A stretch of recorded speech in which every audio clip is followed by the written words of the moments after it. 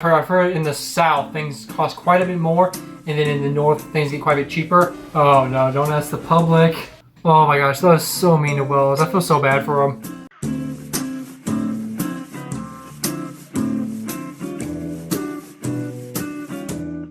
Hey everyone, welcome back to the channel. It's your favorite boy from the Midwest, Ethan.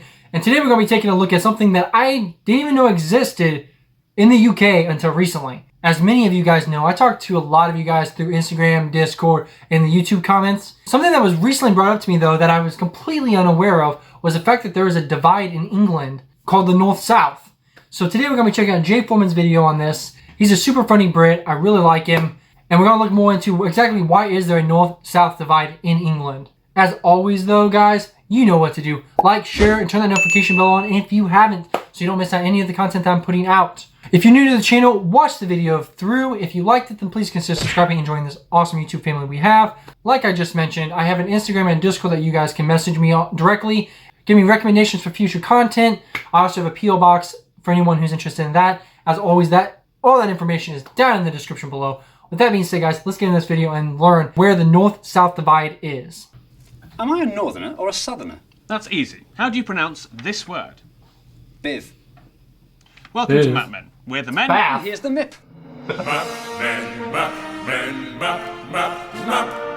Men. For the purposes of this episode, Jay is from the south of England, and I am from the south of England, because we both are. Ever since the Vikings invaded the north of England and slowly spread the gene that lets you wear no clothes in the winter, the two sides have viewed each other with suspicion. Northerners accuse Southerners of speaking with evil accents, going to Eton, and saying the word mahogany at least twice a day. While Southerners accuse Northerners of being in Coronation Street and giving back videos you've lent them unrewound. And it's important to know which side you're on. After all, it could affect your house price, education, or your life expectancy. Come on, you South! So where Yeah, there's one thing I've heard in the south things cost quite a bit more, and then in the north things get quite a bit cheaper. Now, is that the further north you go, it just keeps getting cheaper and cheaper, and then the further south you go, it just gets more and more expensive? But someone did mention that, yeah, like gas, food, definitely housing. I don't know about like your normal things like clothing and household products, if that costs any more. Let me know in the comments though if it's like everything costs more in the south, or if some things are cheaper. exactly is the line? We'll now attempt to draw it. Okay. From top to bottom, England is 423 miles long, and the halfway point is in the Foundry Shopping Centre in 423 miles Stratford, long? which is here. But that would give the south a population 6 times bigger than the north. And it would put Sheffield in the south. And that just doesn't feel right. No, that just doesn't feel right, no. So, let's take population spread into account. We'll use your one. So, here's a new map which shows the country split into an equal 26.5 million people on each side, and that puts the line here. But that would put Norfolk in the north. No, that doesn't feel right either, no. Let's see where the great British public feel it is. Oh no, don't ask the public.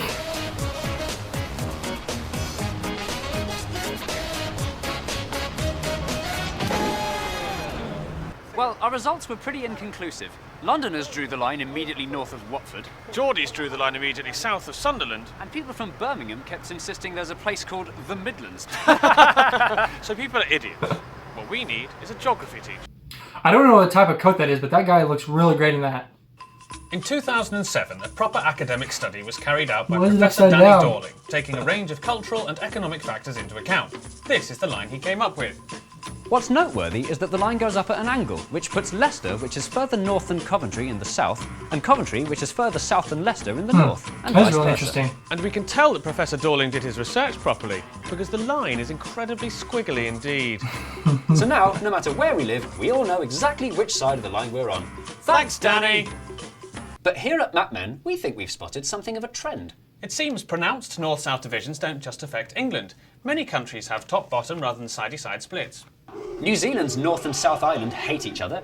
Italy has a vicious economic north-south divide. The USA has its Mason-Dixon line. And that's not mentioning the Koreas, Argentina, Belgium, France, Vietnam, and of course the entire world.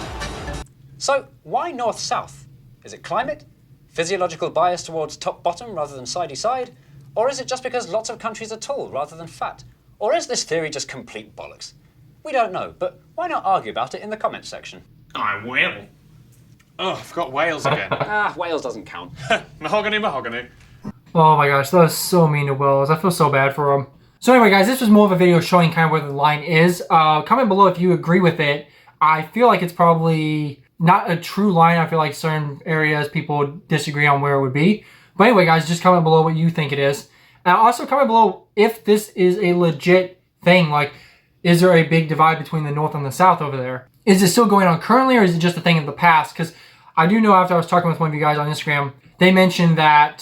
So the North at one time was making a lot more money and giving a lot more power in England, and I guess for some reason that is no longer the case. So from my understanding, there's an economic divide between the North and the South, and that's really what the difference is. Let me know in the comments below if there's a good video that shows kind of the history and why there's a divide, because it really is interesting, and I would really like to learn more about it because it is very interesting. It is also interesting though that they brought that North-South divide up though, because it really is like most countries when they split, it is on a North-South divide. It would be really interesting to know why that is, as opposed to East-West. I know there's some places that do an East-West divide, but for the most part, it seems like North-South.